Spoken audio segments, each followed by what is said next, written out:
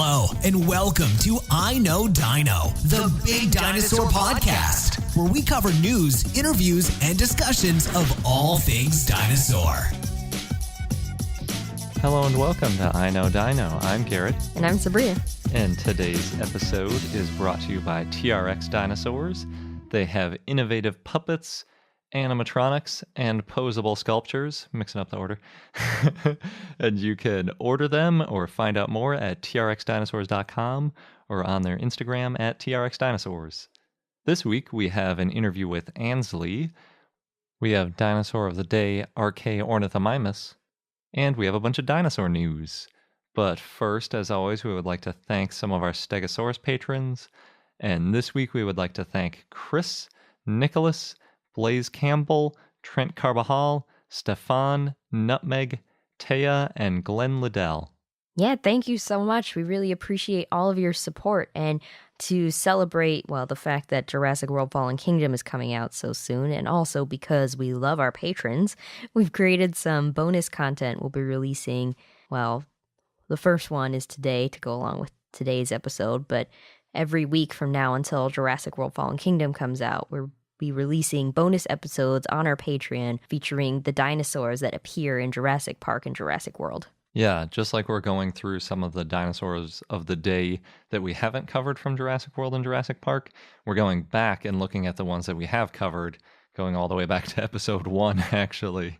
So picking and choosing those and then talking about how they appeared in the movies and what we think is going to be in Jurassic World with them. So if you want to get those episodes as well as bonus extra content from our interview with the Dino Geek, then join our Patreon.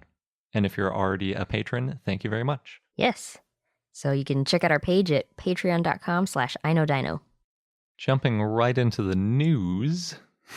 I would say news like that because I think of Farnsworth from... Oh, that's where that comes from? Yeah, Futurama. Good news, everyone. Anywho, we've got a new Spinosaur from Brazil. It's not really a named new Spinosaur, but it is some new remains. So basically, we've talked before about how Spinosaurus was likely semi-aquatic and ate a lot of fish, possibly that it might have even been quadrupedal. And then there are some relatives of Spinosaurus that lived in Brazil. So there's Baryonyx and also Suchomimus that were likely bipedal based on their size and kind of their arms are a little bit smaller. And there's also Anganturama, which may be a synonym for irritator. And I think Sabrina covered this when we had irritator as the dinosaur of the day. Yeah. Basically, we only have the tip of part of the mouth for Anganturama, whereas we have kind of the other part of the mouth for irritator. How irritating. Yeah, it is irritating. Just one of the many things irritating about irritator. So we're not really sure if they're the same dinosaur. It seems possibly likely, but we have so little of that first dinosaur that who knows. To go along with this paper published in Cretaceous Research, Tito Aureliano did a really great video along with one of the other co-authors, Aline Gilardi, and they really go in a lot of detail into this. So if you want to see their take on it, then we'll have a link in our show notes for the YouTube video where they talk all about it because they really show a lot of details about their study. It's about 10 minutes long, so it's pretty thorough. But combining that with the paper, there's a lot of interesting information. So Tito in the video says that there's a lot of Spinosaur material in the National Museum of Brazil, which hasn't been described yet. So it's kind of like a tease for things to come. He said that there will probably be more research coming. And that's really awesome because Spinosaur material is so rare. And like even just getting the tip of that mouth, we named a new dinosaur based on it because we have so few species named after the Spinosaur group. And in this case, it's really just a small part of a tibia. So it's kind of the upper end of the tibia, not the very tip that where it kind of attaches to the rest of the body, but like sort of near the end of the tibia.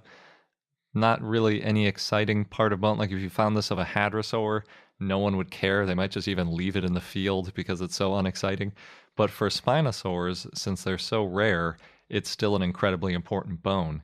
And it's actually broken because it's only this small piece. So you can actually see that it's a little bit more solid and dense than other dinosaurs and what you might expect from a dinosaur of this age. So they found this bone, if you're wondering, in Araripe Basin, I think is how you say it, in the northeast end of Brazil. It's kind of by that point in Brazil where it used to be next to Nigeria when Brazil was nested in with Africa back in the Cretaceous. So not really by any major cities, kind of out in the sticks. But the bone is really cool because it's broken and you can see that it's pretty solid. And then on top of that, they CT scanned it and sliced out a little piece so that they could also kind of quantify how dense it was. And they described it as being similar in density to penguins. That's interesting. Yeah.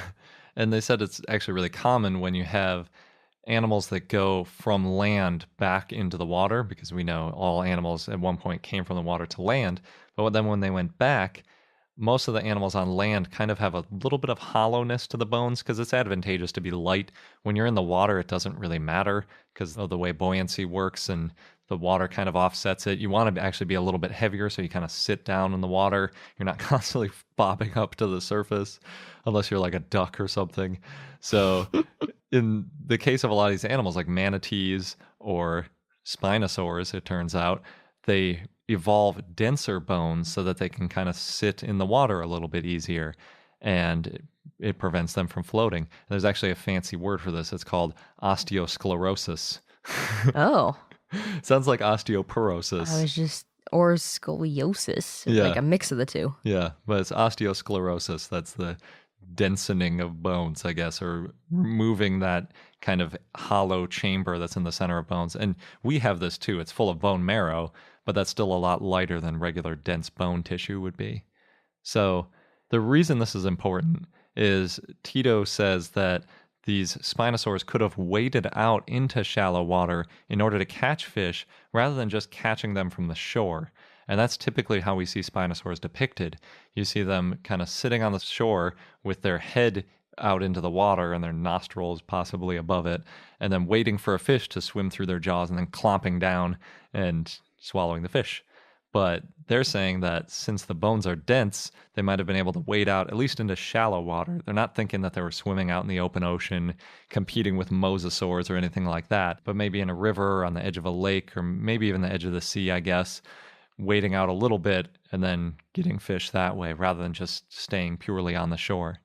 So that's definitely interesting. And I could see how it would be advantageous, even if it wasn't the primary feeding method. If you're spending all this time by the edge of the shore and you're eating fish, maybe once in a while you do need to go out because the type of fish that comes right up to the shore isn't around. And even though it's not the ideal way, just like how alligators generally eat fish, but if there aren't fish around, they might chomp down on some other kind of animal heading over to their water hole. When you're hungry. Yeah. And, you know, if it helps, it helps. I was just thinking there's no safe place for fish. No, not after all these millions of years of predators evolving, especially because most fish eat other fish. There's definitely no safe place. That's true.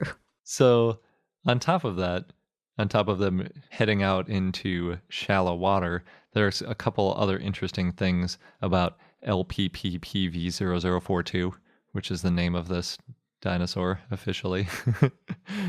Because it can't throw that out there. Yeah, it can't really be assigned. It might be an Ongontorama, or it might be Irritator, or those might be the same thing, or it might be another thing entirely because we only have the small piece of a tibia, so who's to say which one it is.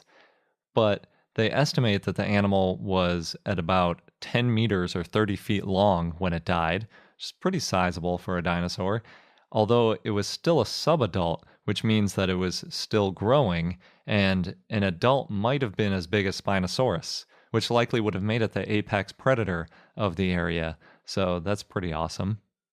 Everybody likes to think of Spinosaurus as an apex predator, and then people like me become a buzzkill and we say, no, they were bigger.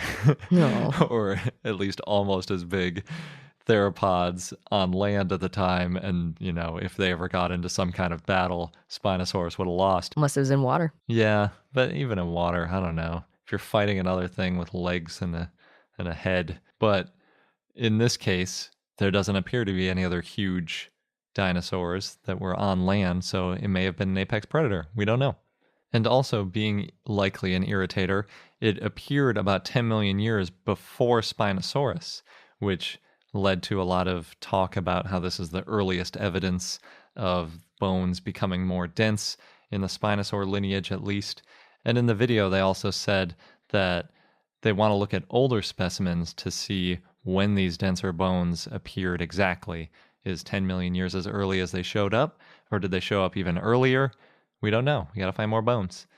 And finally, they hinted at whether maybe gigantism is associated with being semi-aquatic. So if you're spending part of your time on land and part of your time in the water hunting, is there something about being huge that helps with that? They want to study it. And hopefully they find answers in the bones they already have in the museum. Or new bones that they go find. All the bones. Yeah. Up next, we've got a paper from Nature by Daniel Field and others, and this one's all about a Ichthyornis. At least it's a study of Ichthyornis. And Ichthyornis, if you don't remember, specifically to me, it looks like a seagull with teeth, sort of gull-sized, and it's Ichthyornis. It's actually called that because of the vertebrae in its back looking like fish vertebrae, not because it likely ate fish, which some people think it did. But yeah, it's got kind of these small, more sharp teeth, almost like pterosaur looking teeth, at least to me. And they say in the paper that there have been no substantial new cranial material found since the 1870s. So it's been quite a while since we've seen that. We found the earliest Archaeopteryx, some of them in the 1870s, but we found more periodically since then. Not so with Ichthyornis. And Ichthyornis is an incredibly important dinosaur because it's right at that transition between dinosaurs and modern birds. So it still has teeth, but it clearly was a capable flyer, and it's got certain dinosaur features, certain more bird-like features, so it's a really great sort of transitional specimen. So what these researchers did, though, was they took 3 existing skulls, obviously existing if nothing's been found since 1870, and they created a new composite 3D model by combining details from these 3 skulls. So the way that they put it in a lot of the news stories is that this dinosaur has a transitional beak, or in other words, it shows you how dinosaurs sort of evolved into birds. And we've kind of known about that for a while, but specifically what they discovered in this study is that it appears to have had a toothless part of the beak at the very tip of the beak. So there's sort of a toothless part just way at the end, and then the rest of it is full of teeth. And the reason they say that this might have been there was for things like preening, or other things where it's useful to have a little bit more dexterity, or something where teeth might get in the way when it's at the end of the beak. On top of that, they found, this is actually probably more significant, that the skull is a little bit more mobile than we previously thought. So if you think about a bird preening, they can really bend their head around, they can do little subtle movements with their beak to kind of like nibble at little bits of their feathers, and they can move their jaw in kind of interesting, flexible ways that things like humans can't. The upper jaw specifically can like move a little bit, and it's really useful for birds. Previously, we've thought that this evolved along with flight because we thought, okay, the brain is getting a little bit smaller. It allowed for the jaw muscles to get a little bit smaller. It got rid of the teeth, all this kind of stuff to get lighter. So the head got a lot lighter. It made more space for the brain with the muscles shrinking around it, and therefore it could figure out how to fly and all this kind of stuff. But what we see when we redevelop this model of Ichthyornis is that it had these larger jaw muscles and still had teeth in its beak, while its brain was still developing in a little bit more of an avian sort of way. So it's kind of shifting the way that we think about the evolution of birds and what order things happened in. So it's pretty interesting. Yeah, that is. They also say, because whenever there's a paper about a new 3D model, I look to see if I can get it, because I like looking at these and messing with them and once in a while printing them. But they say that the three-dimensional models and data are archived and available on request from the Yale Peabody Museum of Natural History. Oh, will you be requesting? Yeah, see, I think if I request it, they're going to be like, so what's your affiliation with what university and what are you going to do with it? So that's kind of a bummer. Not just, I want to print it out and hang it in my living room. Yeah, I don't know if they'll give it to me. And I think the reason it's at Yale Peabody is at least 2 of the skulls were from Yale Peabody. So they're kind of keeping it close to the vest. Makes sense. It's a bummer. But come a long way since the 1870s. Yeah, that you can make a 3D model by combining a composite of these different dinosaur fossils. Yeah, it's really cool. You can see some cool videos of the CT scans in the paper, though, which is pretty fun. Although you have to have access to nature in order to see it. Nature's all around. I guess we all have access to nature. I'm talking about the scientific journal. Yeah, I know. Next, we've got an update on Tumbler Ridge in British Columbia and Canada. The feud over funding is still going. A feud, huh? Yeah, that's how this article put it. And it kind of makes sense because there's been a lot of back and forth. Bottom line right now, unfortunately, the museum's been forced to shut down because they don't have enough funding. But the district of Tumbler Ridge wrote an open letter back in April saying that they've been trying, apparently for the past 10 years, to get the museum to change from being science-based to tourism-friendly. And they wanted the museum to also work with the United Nations Educational, Scientific, Cultural, Global Geopark.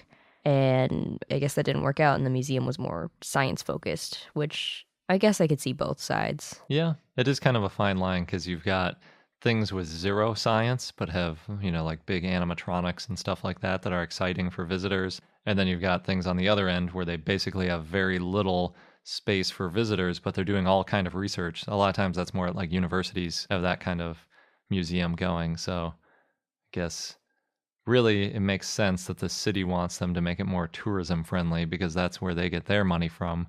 People coming to town and spending money, not scientists working in the museum. Yeah. So there's a lot of people right now looking in different ways to get funding for the museum, and some people think that the province, British Columbia, should be funding it.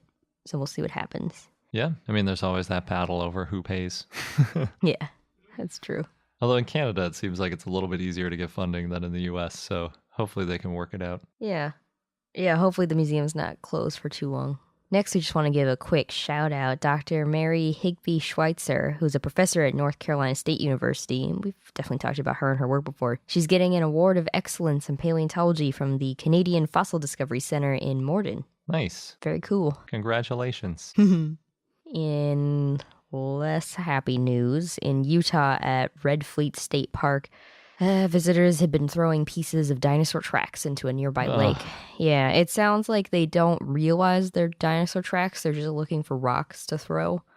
And the rocks happen to be pieces of dinosaur tracks. Oh, that's a bummer. Yeah, there's estimates that at least 10 of the larger footprints that are 3 to 17 inches have disappeared in the past 6 months. And a lot of the rocks and / dinosaur footprints, they sink to the bottom of the water, and some of them shatter, some of them dissolve, so you're not going to get them back. But the park is thinking about sending a diving team to recover, if they can, anything from the bottom of the water. But for now, they just have a lot of signs asking tourists, please don't touch the sandstone. There's no charges that have been filed recently, but apparently you can be charged with a felony for this. And Devin Chavez from the Utah Division of State Parks said that they plan on cracking down more. Yeah, if there's a bunch of signs out, I don't know why people keep messing with it. Well, they're putting more signs out, so I don't know how many there were in the last 6 months. I could see both sides of it, though, because when I was younger, I just looked for any kind of rock to throw, and it's exciting to throw rocks into water.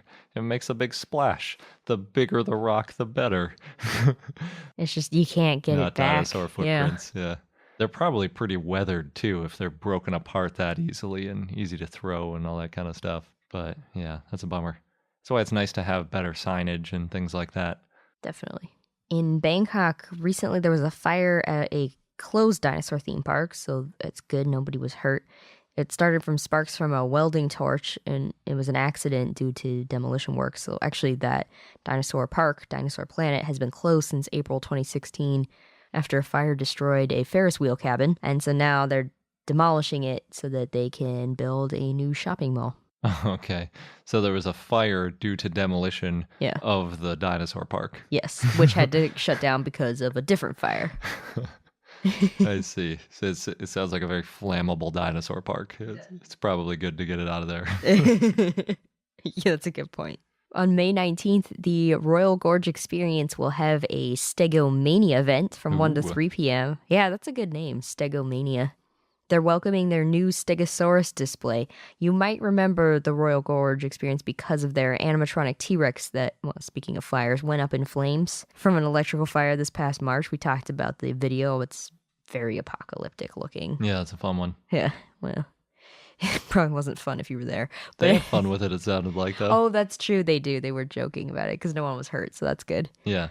Well, so the Stegosaurus, Mike Tribal custom built it, and it was based on a 3D scan of bones from the Denver Museum of Nature and Sciences Stegosaurus. And he said he thinks that this is the first dinosaur skeleton made completely from 3D scanning and printing, and it took them 2 years to make.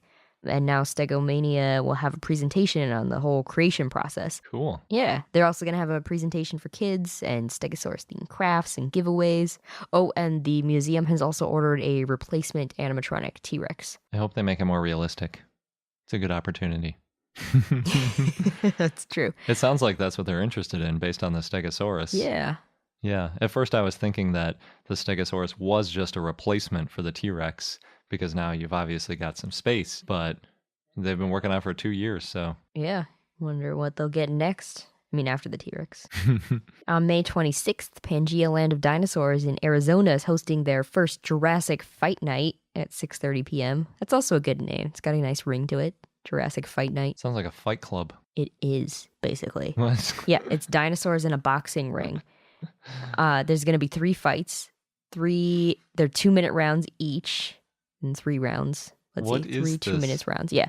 Well, so I couldn't find that much information. I don't know how it's going to work exactly being in the boxing ring, if it's like people in costumes or some kind of fancy show. Huh. I'm guessing costumes. If they have a boxing ring, the only things I could think of were either it's just a video of like CGI happening or people in costumes. It's $10 to attend, which seems pretty cheap. Yeah. They probably already have these costumes for something else, and then they're just doing it this way. But how they're calling it boxing? Yeah. Or no, they're calling it fighting. It's a fight, yeah. Oh, I in mean, a boxing ring. Yeah, so okay. You've got the Stegosaurus, it'll probably like swing its tail at whatever it's fighting. And They then... don't have Stegosaurus. Okay, they've got their fighters listed. It's Rex, the Carnivore King. Okay. Rowdy Rodder Raptor. Steve, the Spine Crusher Spinosaurus. And Harry, the Hammer Utah Raptor. So there's a raptor in there. That's cool. Oh, yeah. And then the winner gets bragging rights. I think they missed the opportunity on a Thyreophoran, though. You need a Stegosaurus or an Ankylosaurus or something. Yeah, with the tail. Yeah. Yeah, that's interesting. If anybody goes, let us know how that is. 'Cause Yeah, we're sounds curious. weird. Tell us what they do. Yeah. Next, I've actually seen a few articles from the Smithsonian writing about dinosaurs in China and museums in China. And they had a cool one. It was a list of 10 Chinese museums where you could see fossils up close. And I took a look. It includes Shandong Tianyu Nature Museum, which is ranked as the largest dinosaur museum on the planet. There's 3 museums in Beijing, all of which have, as you might not be too surprised, the most bird-like dinosaurs. And there's Henan Geological Museum, which has... Yeah. Yeah. I mean, I knew about Shandong, too, but that one's especially cool, too. Yeah. Well, they have Ruyangosaurus, which is one of the largest sauropods, and it's the largest sauropod from Asia. Yeah. Yeah, there are some great dinosaur museums, especially in northern China. I got to make sure all these are on our dinosaur map. Yeah. I'm falling kind of far behind. I got this long list I need to add to it now that we've got it up and running again. Yeah, there's a lot of good ones. Next, Ariel Marcy. He has a new do-it-yourself version of her board game, Go Extinct. You might recognize her name and the board game because we've interviewed her. And now you can design your own version of the game on Steam Galaxy. So you choose your tree, The options are Great Barrier Reef, Australian megafauna, Australian marsupials, venomous snakes, flowering plants, and dinosaurs. You might be able to tell that Ariel lives in Australia. Yeah. Based on those options. Then once you pick your tree, then you can pick species for your tree and colors, and then you generate your cards and print them out.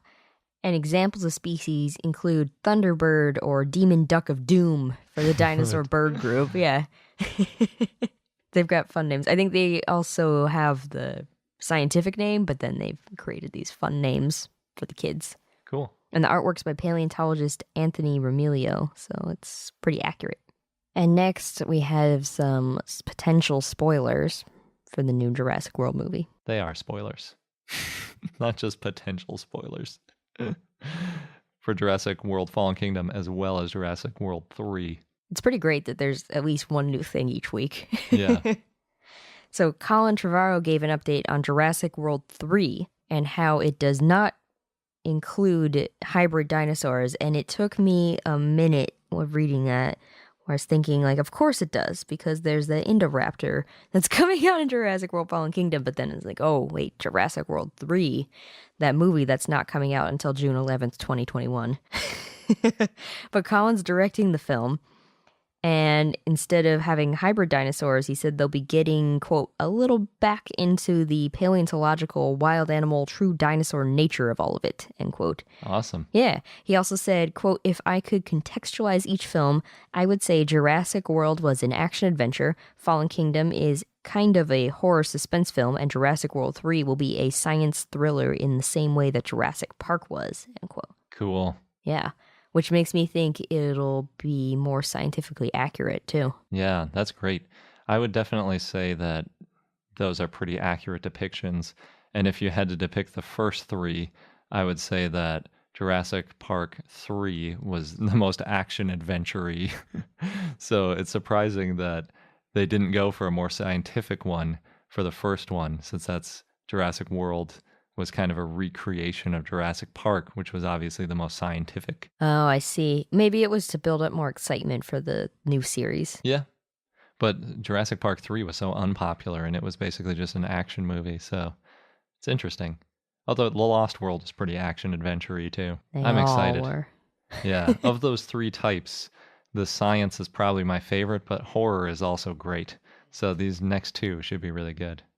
And before we get into our interview with Ansley, we want to pause to thank our sponsor, Trx Dinosaurs. They, as always, are making really cool dinosaur puppets and dinosaur sculptures and dinosaur animatronics. And they've created a really cool 1-to-1 scale velociraptor sculpture, which is currently living in our house and waiting for one lucky listener to win. And if you're interested in winning, then head over to our show notes and just click the link. And if you can't click it, I guess you can just copy it, because that's the best way to do it. And if you don't see it in whatever show notes you're looking in, I know the Apple iTunes on desktop is kind of hard to find it in. So you can just go to our website, and it's also in the notes for the episode there. So just scroll down to the bottom. But anyway, back to TRX Dinosaurs. They have some really cool new posts on Instagram. Oh, yeah, some good videos. Yeah, they went live recently showing some details of making a baby T-Rex and making the scales of it, where they're literally hand soldered into the foam, one scale at a time. It's really cool to watch. Yeah, they said it takes about 8 hours just to do the soldering of the scales, and then making the full puppet takes from 60 to 80 hours. So these are really intense creations. They're meticulously made and really great, and really fun to watch them be made by following their Instagram as well. They look amazing when they're done. Yeah, I really enjoy it. And watching the scales being drawn with soldering iron made me realize two things. There's a lot of scales on that puppet, and also I definitely couldn't do it because I would slip, and you can't erase solder burns. Once you melt away a chunk of the foam, it's gone. Oh yeah, it's impressive. So you better have meticulous handiwork, and they do. So it's a good choice if you're looking for a dinosaur puppet. So if you would like a dinosaur puppet or a posable sculpture, head over to trxdinosaurs.com and let them know what you would like. And if you would like to enter to win our Velociraptor, then click the link in our show notes. And the legalese reminder, it's open to residents of the US and Canada except Quebec and where prohibited. No purchase necessary. 1 entry per household per episode, and complete rules are on our website. And now on to our interview with Ansley. We're joined today by Ansley. She's a photographer, sculptor, painter, and all-around artist. And of course, she has made some really beautiful dinosaur creations, and that's why we're talking to her today. So the first thing that I saw you make was a post you did on Reddit of this Parasaurolophus out of, I guess it's Sculpey. Could you tell us a little bit about that? Yeah, the material that I'm using for this sculpture is a Super Sculpey medium, which is a blend of Super Sculpey and a Super Sculpey firm. So it's got a really nice malleability to it, which holds a lot of really good detail and everything. Super easy to work with, and it's not an air dry clay or anything, so I can take all the time I need to work on it. How long does it take you to create something like this? Because it looks so detailed. It just depends on the size of the piece. Like this one, I think so far I've probably put in about maybe 15 or 20 hours. And that's just, going back and like refining the form and everything, detailing. That's going to be a whole nother process. It's going to take several more hours. Gotcha. And it looks pretty big too. Is that like a foot long? Yeah, he's about roughly 20 inches from head to tail. And let's see, he's probably about 7 or 8 inches tall at the highest point here.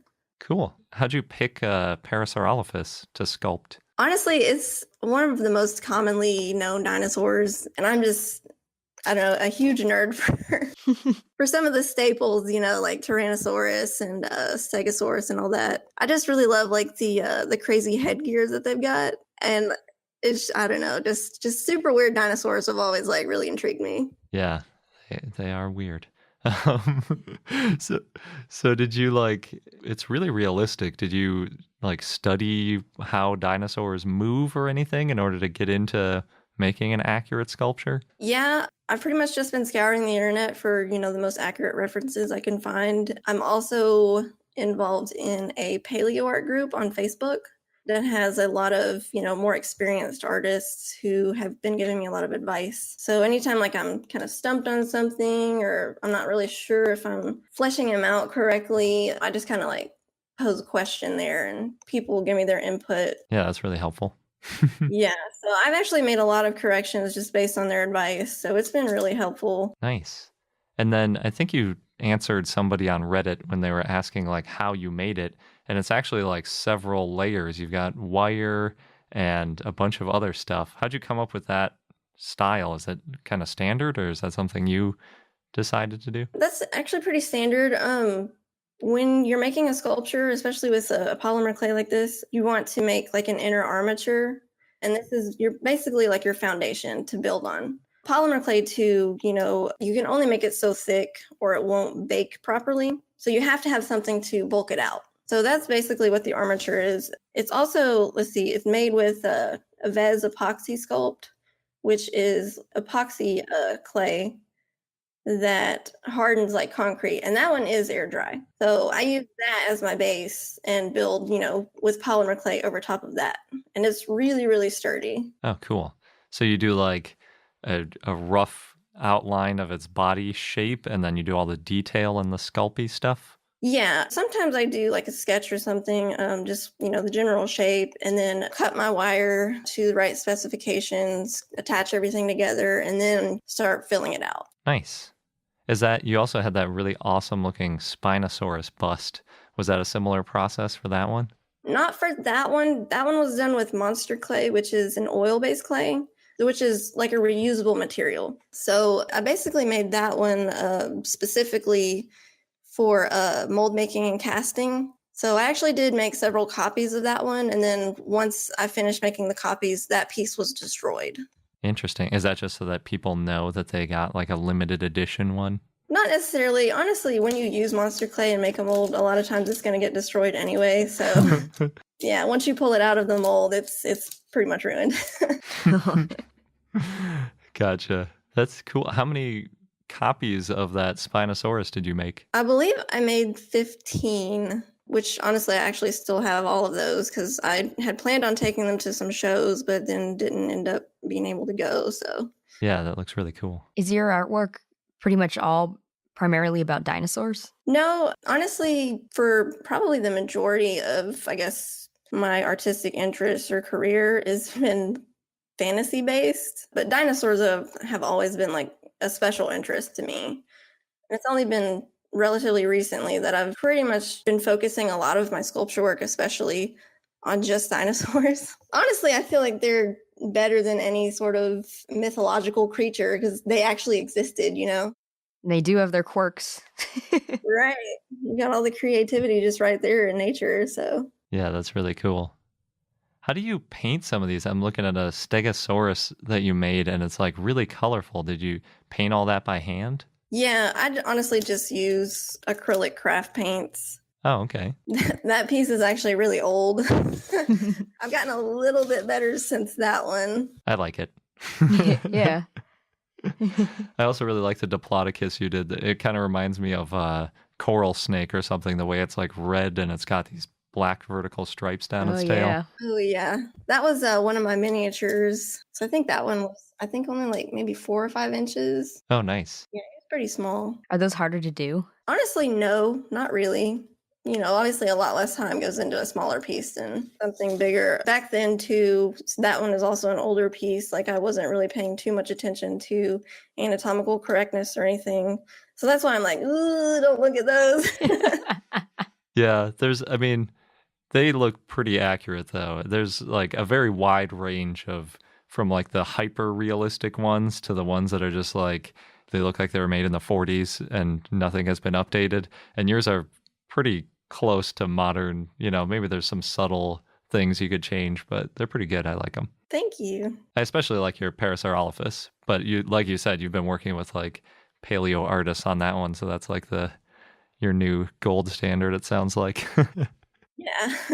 So what are you going to do with your Parasaurolophus, and what did you do with these other ones when you were done making them? Well, for this sculpt here that I'm working on, I'm going to take him to a few shows this year.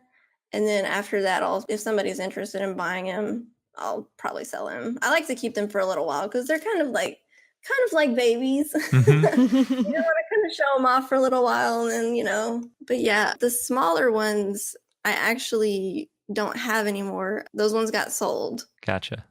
So you talked about how you go to shows. Are those the comic convention type things? Yeah, pretty much any that are relatively close to Kentucky I go to because that's where I'm from. Cool. Are there a lot around there? I guess there are comic conventions everywhere now. Oh yeah, no, there's a ton. Nice. There's almost too many. Do people really like the dinosaurs when you go to those conventions? Yeah, honestly, like I haven't been to any shows recently, and I've only just started, trying to do sculpture work professionally, so I haven't really exhibited too much sculpture work that is at any shows. So this year will be my first where I'm mostly focusing on exhibiting sculpture work. Before that, you were doing like paintings and things like that? Yeah. So I also saw on your profile that you've done some comic book illustrations. Have you ever done a dinosaur comic? I have not. I do actually have a personal comic that I'm working on where some of the creatures in it are a little bit dinosaur inspired. So they've kind of infiltrated every aspect of my life a little bit. Nice. What's the comic about? The comic is Attention Demons. It is the story of a woman named Mary who lives in this alternate dimension that's populated by demons. And she basically works as like a bounty hunter. So it's a little, tropey and campy, but it's fun. That sounds pretty cool. So is she hunting like dragons or dinosaurs, or what's the relationship with dinosaur or dinosaur-like things? Honestly, they just kind of appear and, just kind of in the background. They're not necessarily like very prevalent. I just wanted to, I guess, kind of combine a little bit of my interests of dinosaurs into it in some kind of way. So there's, little animals or creatures that they encounter. My main characters will kind of run across that, have some similarities to dinosaurs, but they're actually demons. So. That's cool. Yeah, dinosaurs are good for that. They have so many crazy features that you can just kind of turn them into all sorts of fantasy creatures. Right. So what are you spending most of your time on these days? Right now, I'm getting ready for some shows. A friend of mine is going to be exhibiting with me. We're both collaborating on a project that I can't talk too much about. I'll just say that it's a horror movie that she's going to be directing, and I'm kind of like the creature designer. Oh, That that's sounds fun. yeah, that sounds pretty awesome. Yeah, it's going to be a fun little indie movie, but yeah, that's actually something that I've really been aspiring to do, work as like a visual effects artist on like films. So that could be my entry. Would that involve a lot of sculpting then? Oh yeah, definitely. Probably some prosthetics and all that too. So which I'm going to have to brush up on. Wow. Yeah, I would have no idea where to start with making a prosthetic. No. Yeah, That's cool. it's a process. Well, are there any other upcoming projects that you're working on? Nothing too major. Other than this dinosaur sculpture and my personal comic, the shows that my friend and I are going to try to get into, that's really like my main focus right now. So we're just going to be promoting our projects. Awesome. Yeah. And more dinosaurs, I assume, in general. Yes, definitely more dinosaurs, of course. Do you have any plans when you're done with the Parasaurolophus? Do you know what kind of dinosaur you want to do next? I'm not 100% sure. I know that I want to do a theropod of some sort. I have some ideas, but I'm not I haven't picked one definitely. There's one called, I think it's Concavinator. Mm-hmm. It's super weird. It basically looks like a land shark. Yeah. Yeah.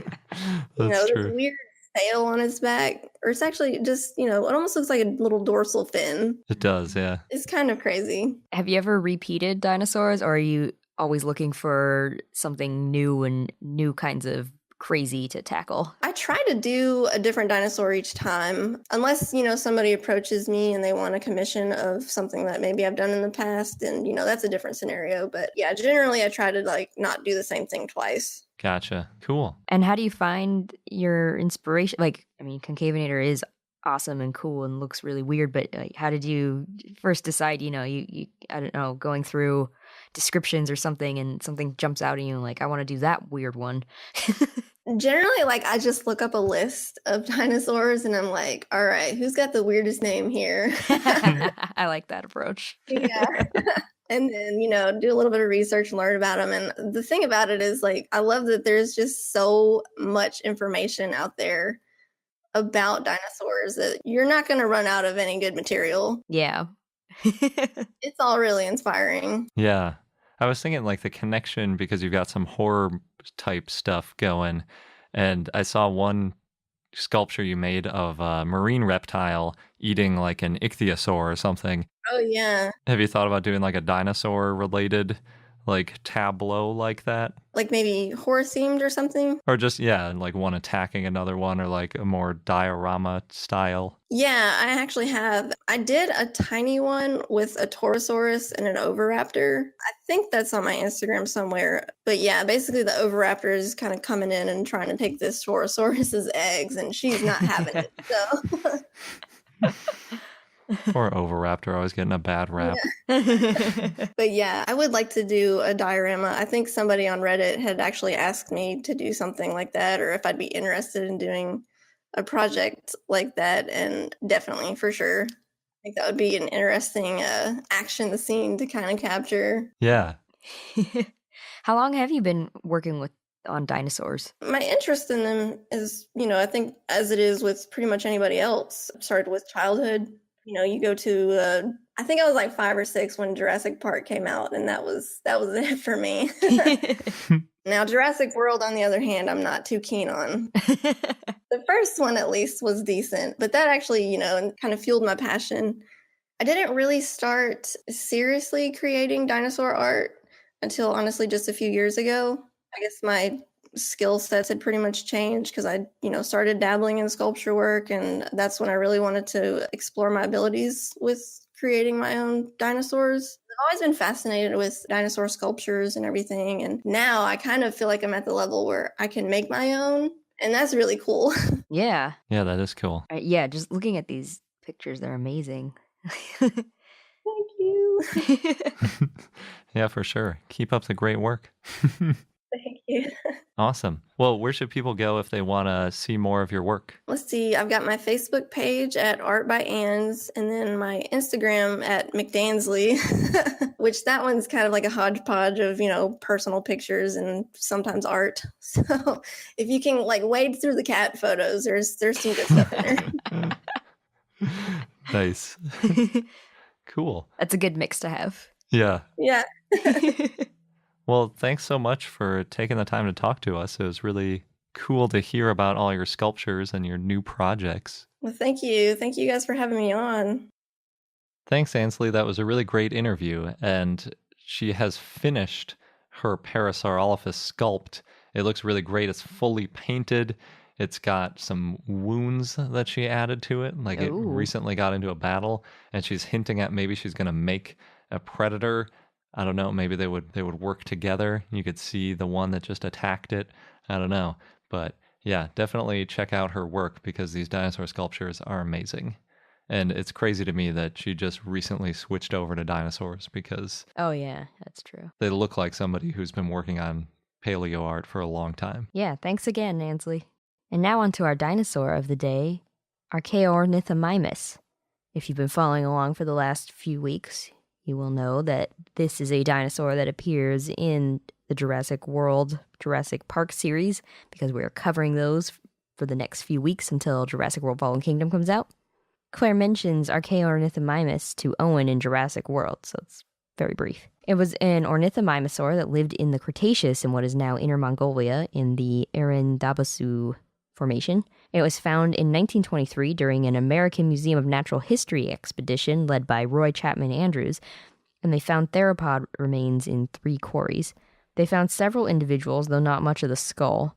It was described in 1933 by Charles Whitney Gilmore as a new Ornithomimomus species, Ornithomimomus asiaticus. But then in 1972, Dale Russell renamed it to Archaeornithomimus. Its name means ancient bird mimic. And it's named ancient because Dale Russell thought that it was 95 million years old. It's actually only about 70 million years old, which is still ancient, but at the time, being thought of as 95 million years old, that made it one of the oldest ornithomimids known in the 70s. That's still funny to me, though, that it's an ancient bird mimic. How can you mimic something that hasn't evolved yet? It's such a goofy, look at this thing. It looks like something I see all the time in my day-to-day life. It's totally mimicking that. No, it's not. The thing It's you're the other way looking around. at, yeah. Birds today are dinosaur mimics. This isn't a bird mimic. Anyway, the type species is Archaeornithomimus asiaticus, and it's the only valid species. Going back in time a bit, there were other species that were thought to be Archaeornithomimus, but that turned out to not be true. So one of them, Othniel Charles Marsh, found foot bones in Maryland that he referred to as Allosaurus medius. Then in 1911, those bones were named a new species of Dryptosaurus, Dryptosaurus grandis, and in 1920, Gilmore renamed them as a new species of Ornithomimus. Since Ornithomimus grandis was already named, he named it Ornithomimus affinis. But then in 1972, Russell renamed those bones as Archaeornithomimus affinis. However, in 1990, Smith and Galton found that those bones were not an ornithomimosaur and were some other type of theropod. Went full circle. Started out as a theropod, another Went type back. of theropod, came around to Archaeornithomimus, and then looped back again. That's true. Probably. I mean, I don't know. They just had another type of theropod then. We don't know. Yeah. And then Levnesov named a third species of Archaeornithomimus in 1985 as Archaeornithomimus bisectensis, based on a juvenile thigh bone that was found in the Bisekti Formation in Uzbekistan. But now, not everyone thinks that this is actually a valid species. Gilmore did not assign a holotype specimen back when he thought it was Ornithomimus in the 30s. So in 1990, David Smith and Peter Galton published a complete description of the fossils and named a lectotype. The skull is not known, but it was probably toothless and had a beak. It may have been an omnivore, but that's not clear because there's not enough known about the skull. But if it was, that means that it could have eaten small mammals, plants, fruit, eggs, maybe even hatchlings. It was about 11 feet or 3.3 meters long and weighed up to 110 pounds or 50 kilograms. It had long legs and was fast and had a long tail to help with balance. Other dinosaurs that lived at the same time and place include the Tyrannosaur, Electrosaurus, Maniraptoran, Avamimus, Oviraptorid, Gigantoraptor, and the Dromaeosaurid Velociraptor. Cool. Some popular dinos. Yep. Not all that archaeo after all. Other than they lived a long time ago. Yeah, I guess. In the way that all dinosaurs are. And our fun fact of the day comes from a paper by Andrew Knapp, where they're talking about some of the ceratopsians. And we talked about this. It was about why ceratopsians had their display structures. Was it to recognize each other when there were a bunch of other ceratopsians around? So some of them developed big horns and other ones developed fancier frills and things like that. But within the paper is nestled a fun fact, which is the way they put it, quote, "At no point were horns or frills completely lost in any ceratopsian lineage once established," end quote. Meaning basically that once you have brow horns, they were never completely gone afterwards. They always came in handy. Yeah. And I think sometimes they shrunk way down and they were, or maybe they just mean that all horns weren't lost because all ceratopsians at least have some amount of horn and some amount of frill. But yeah, that's pretty cool. And it's a good indication, I think, that it was likely a display structure because once you have it, there's always a pressure to keep something up because it makes you more attractive. I guess it could be an argument for other things as well, though. If it's useful for defense or something, then you might want to keep it too. Whatever gives you that edge. And that wraps up this episode of I Know Dino. Thanks for listening. Don't forget to subscribe so that you don't miss out on any new episodes. Also, check out our show notes so you can enter to win our Velociraptor giveaway. And of course, also our Patreon, where we're having bonus content for the next few weeks on all the Jurassic World, Jurassic Park stuff. So you can check out our page at patreon.com/iknowdino. Thanks again, and until next time. Thank you for listening to I Know Dino. If you have any questions or comments about dinosaurs, we'd like to hear from you at plesiosaur@iknowdino.com. And for more information on dinosaurs, go to iknowdino.com or follow us on Google, Facebook, Tumblr, or Twitter at I Know Dino.